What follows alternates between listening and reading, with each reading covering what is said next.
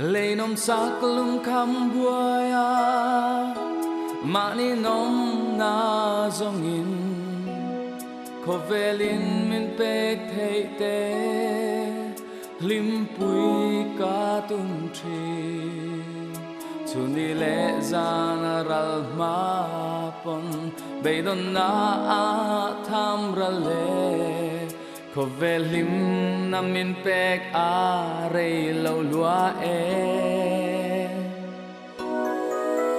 mani in mangai in a kong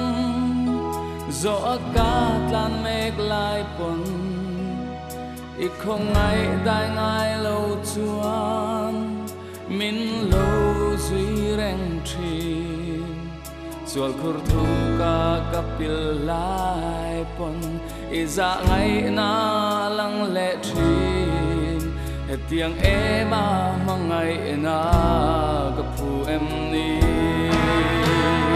lalpa i mangai na hi chang le lo zia reng kan ni em le ke mi sual ya lalpa i ram tan kanun lan ve in khovel lam nu chong zelin o itak na ma chuan in karon te ne lalpa ka kong min ruai la ikut sakin min zela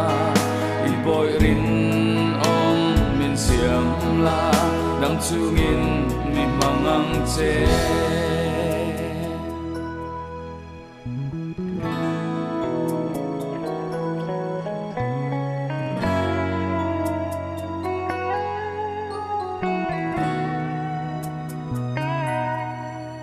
he khovel mi te ro puin nuam min leng thin ma sela chatuan ro puin a tur chu rin na in min khir tir la dam lai nom sak na cha ka pen bo san lo nan che mi sual verbo mangai tu mi fuanang che lalpa i mangai na hi chang le lo zia re kan ni em le ke mi sual ya lalpa i ram tan kanun lan ve in khovel lam nu chong zelin o itak na ma chuan in karon te lalpa ka kong min ruai la ikut sakin min zela i boy rin om min siam la dang chungin mi mangang che lalpa i mangai na hi chang le lo zia ren kan ni em le ke mi sual ya lalpa i ram tan kanun lan ve in khovel lam nu chong zelin o itak na ma chuan in karon pe ne